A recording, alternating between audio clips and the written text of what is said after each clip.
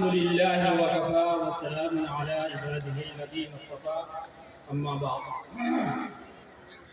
فأعوذ بالله من الشيطان الرجيم بسم الله الرحمن الرحيم فأذنوا بحرب من الله ورسوله آمنت بالله صدق الله العظيم.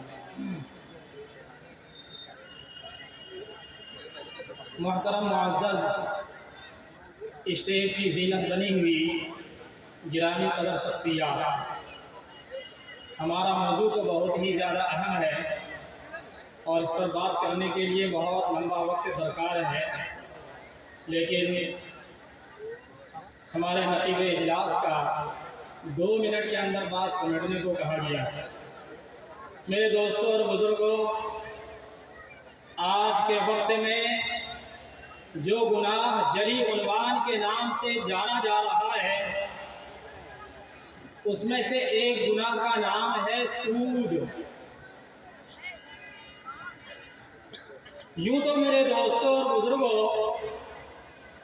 نماز کا چھوڑنا بھی ایک گناہ ہے، روزہ نہ رکھنا بھی ایک گناہ ہے، زکوٰۃ نہ دینا بھی ایک گناہ ہے، حج نہ کرنا بھی ایک گناہ ہے، زنا کرنا بھی ایک گناہ ہے.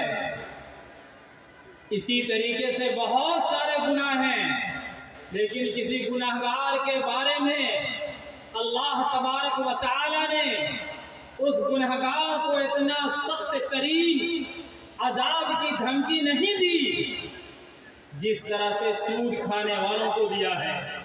اللہ تبارک و تعالی فرماتے ہیں فَأْذَنُوا بِحَرْبٍ مِّنَ اللَّهِ وَرَسُولِهِ. اے لوگوں، اگر تم سود کے اوپر ہاتھ رکھتے ہو تو اپنے آپ کو سود سے بچا لو.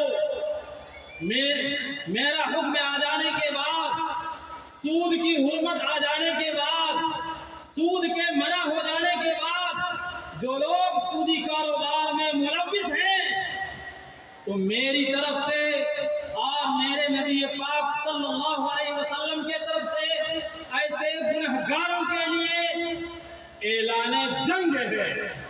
میرے دوستوں اور بزرگوں، کون ہے وہ انسان، کون ہے وہ مکہ لال، کون ہے وہ بہادر، کون ہے وہ شجاع جس سے اللہ کے رسول کا اعلان جنگ ہو اور وہ انسان اس دنیا میں جینے کا حقدار ہے. اس لیے بھائیو دوستو، آج کے وقت میں جہاں دوسرے گناہ کا جادو ہمارے سماج کے اوپر سر چڑھ کے بول رہا ہے، وہیں ایک گناہ سود کا گناہ ہے.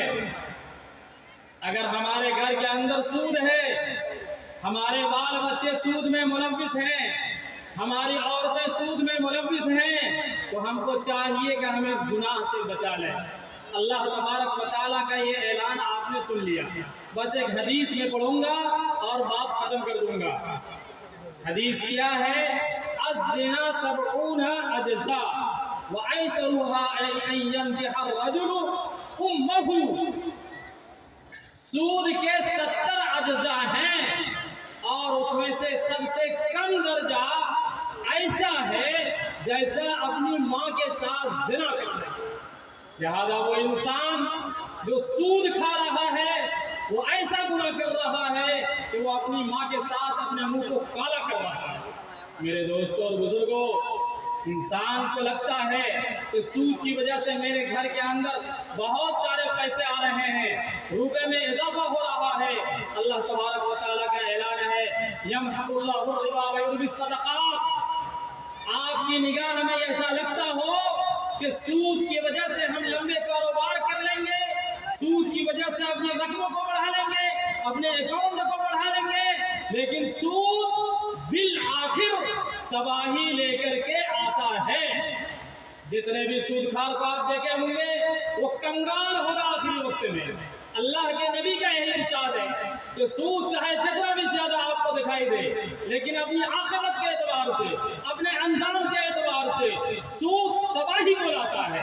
اس لیے میرے دوستوں اور بزرگوں، اگر ہمارے سماج میں، ہمارے گھروں میں یہ نحوست پل رہا ہو، ہم اللہ تبارک و تعالیٰ سے دعا کرتے ہیں کہ ہم کو، آپ کو اور امت مسلمہ کے ایک ایک فرد کو اس گناہ عظیم سے بچنے کی توفیق عطا فرمائے.